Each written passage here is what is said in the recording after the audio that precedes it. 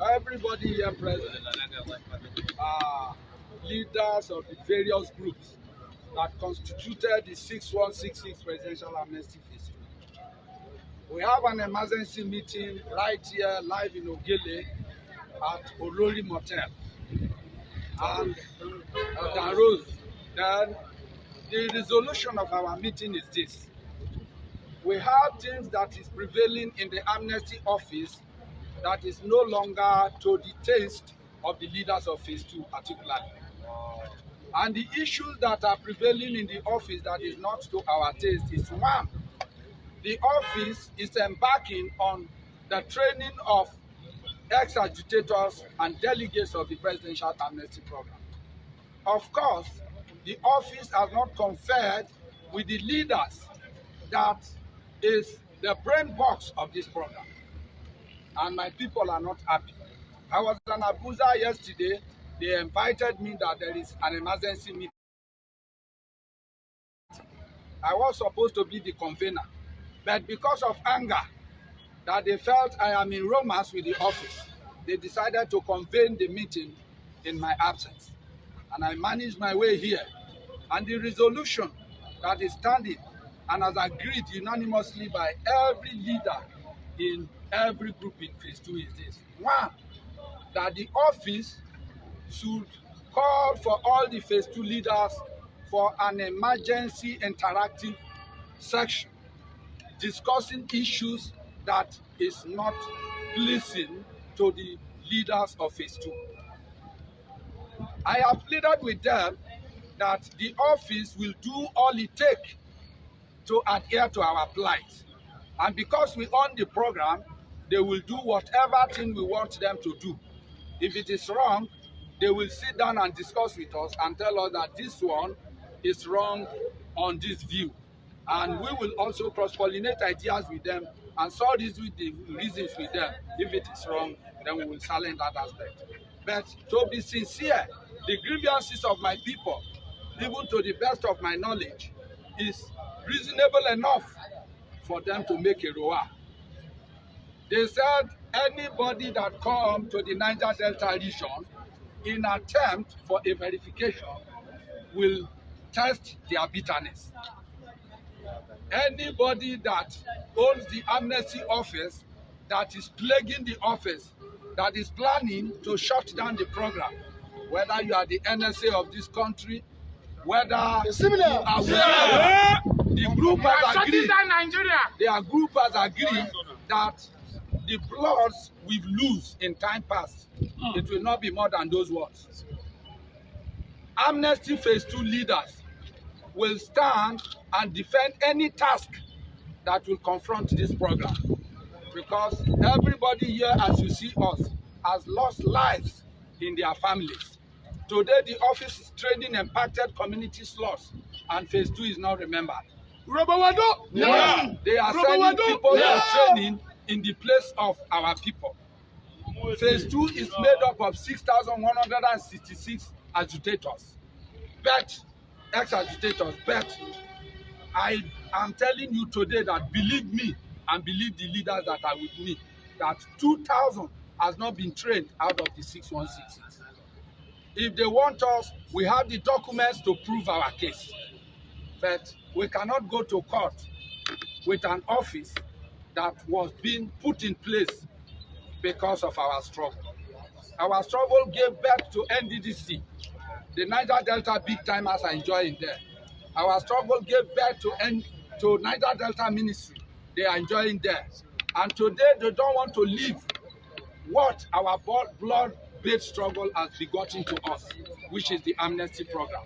We will not take it kindly with anybody, as agreed unanimously by everybody. That is what I am explaining. That if the Amnesty Office is ready to run this program, let them run this program in collabo with the leaders. Yes. We have agreed in our resolution that in the next 3 days, we are visiting the Senate and we will request all the budget documents from 2010 December 24th, as at when Phase 2 was queued into this program.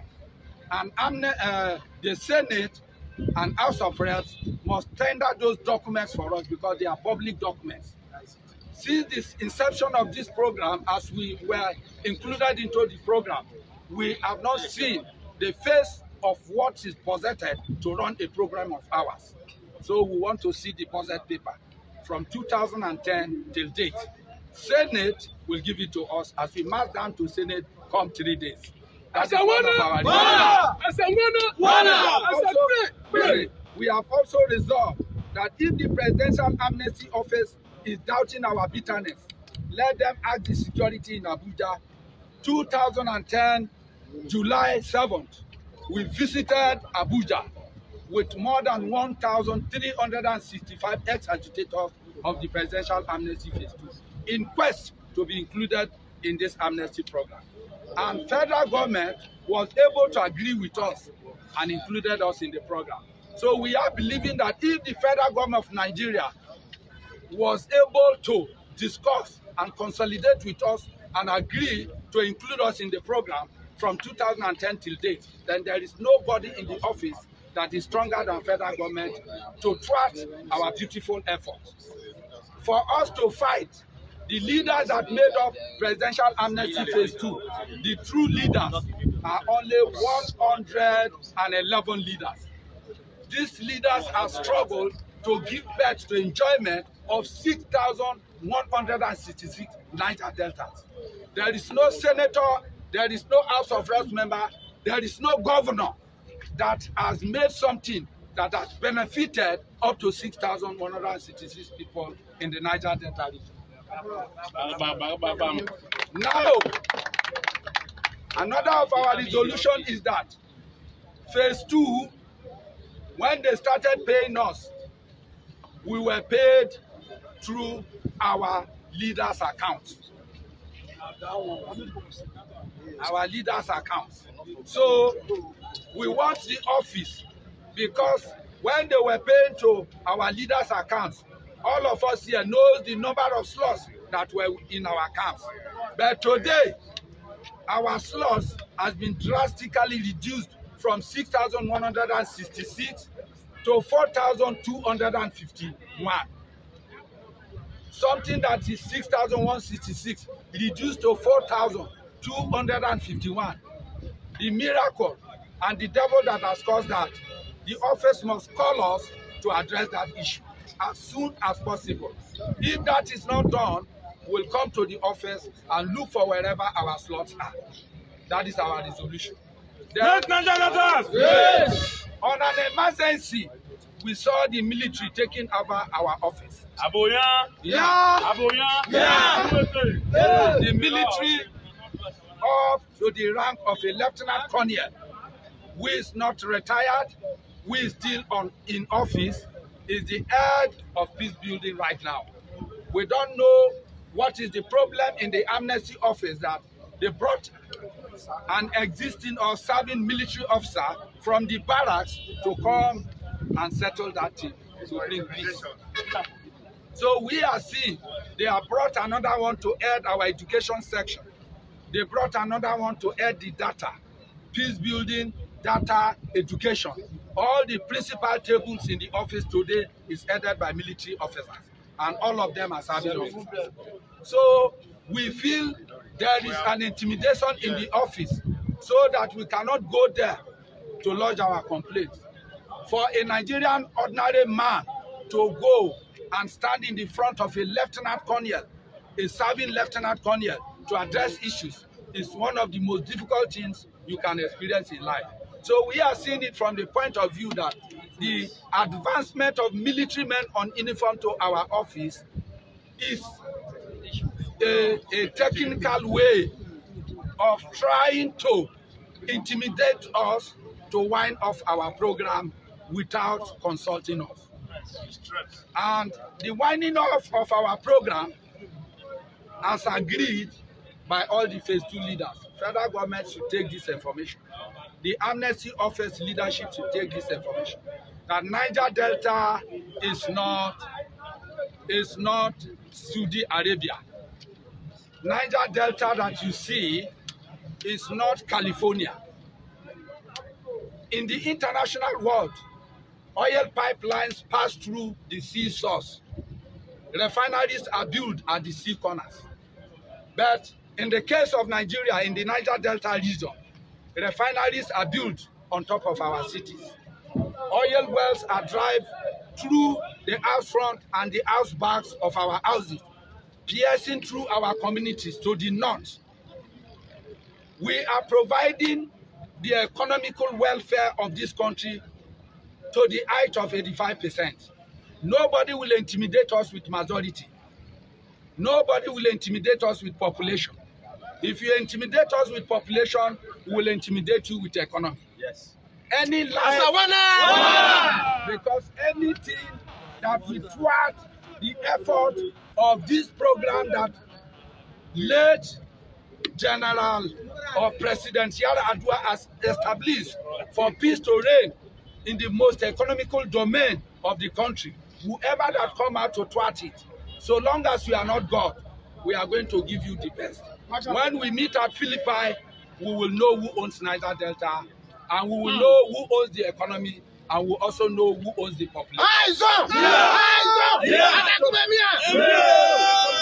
The press, the resolution of my people finally is that Amnesty Office, for us to coexist in peace as the people who owns the program.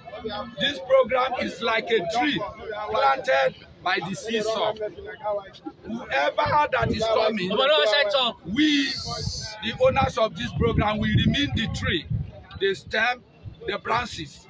But those that is coming to govern or administer this program are the leaves on the tree of amnesty. Someday will come, the tree must change leaf, and definitely they will wither and go. Tima Life, this program started from General Godwin Abbey. He has come and gone. One man took over from him. He is also nowhere. Aralele took from him. Aralele has gone as a leaf. We changed leaf to Tima Life. Tima Life was the leaf. He has gone. Changed to Kuku, changed to Boro, changed to Dokubo, changed to DQ. They deceive us with the mind that they said they will develop our region, and they will show us that they are federal government, and they will come to develop the most economical region, and they received our arms from us, rendering us armless. Today, it is those people that are intimidating us that they want to wind up the program. The Niger Delta ex-agitators were not tired of the agitation. We were never a time being defeated. We were not the people that requested for amnesty. Federal government pleaded that we should come and accept a voluntary amnesty offer. And we have come out to accept the offer. And the offer is still abused by the agencies of federal government. The people that is coming to work in the office was not appointed by us. They were appointed by federal government, and they have mismanaged our office. And federal government is trying to make us to suffer the problem. We will not take it. We will not take it from anybody. Whether you are from Niger Delta or whether you are from any region. If you are from Niger Delta, we have also learned the act from Bible that remove the speck on your eye. You can see clearly the one on your opponent's eye. If the Niger Delta leaders is the problem to this program, we will fish them out one by one and deal with them as such. So all Niger Delta leaders are advised to be supporters of this program, to look for the well-being of this program. I am using this medium to thank Chief Ike Clerk, the father of Ijaw Nation. All the time, if federal government is against this program, it will come out to speak with them to ensure that this program should not be altered. So we thank him. We thank leaders like Timi Perez Silva, who is an architect of this program. We will not forget to thank our former governor, who is the governor of the Central State of Niger Delta, distinguished Senator Annie Dixon Sirake. And we are using this medium to send information to them that people are trying to thwart the effort, the beautiful effort they have built, the beautiful effort Yaradua has built, so they should rise up wherever they are sitting down, wherever they are sleeping, to come out and protect this program. Because this is the only program that is managing peace in their region. In the absence of this program, many of them cannot come back home in peace. Thank you, gentlemen of the press. I rest my case on behalf of my people.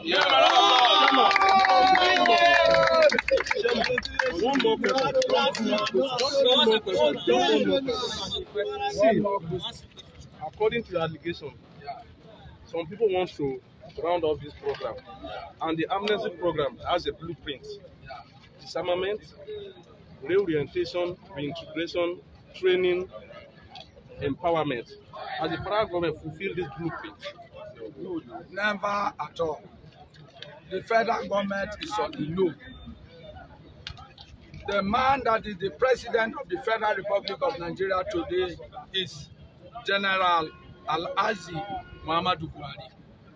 He is doing his best to ensure that this program is run smoothly.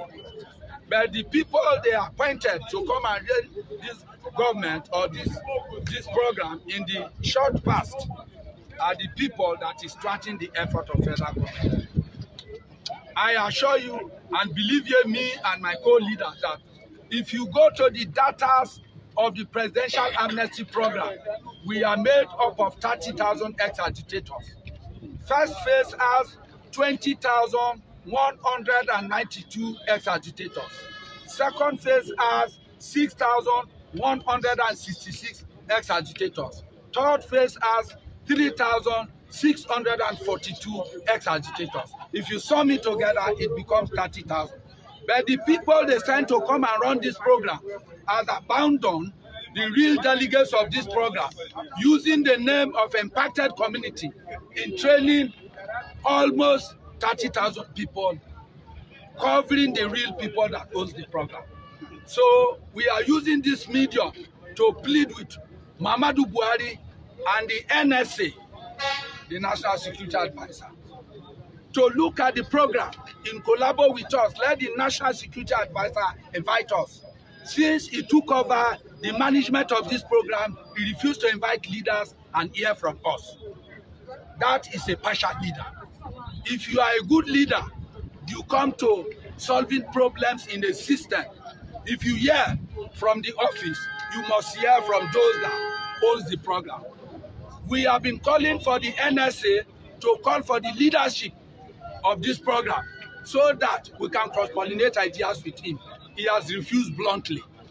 But he has been cross-pollinating ideas with the people he has appointed to come and end this program. The present National Security Advisor appointed Boro to come and end this program. He appointed Charles Dokubo. Boro failed, Charles Dokubo failed. But we are giving kudos to the present man he has appointed, because the man is a man of his word. He has never disappointed us in paying our stipend, sometimes below 25th, sometimes 25th promptly. For a man to stand by his words to that extent, we are believing that the man is ready to reorganize this program. So the NSA should give him an open hand to operate on this program. Let the NSA invite us for discussion. That is what we are doing. Because our people has not been trained.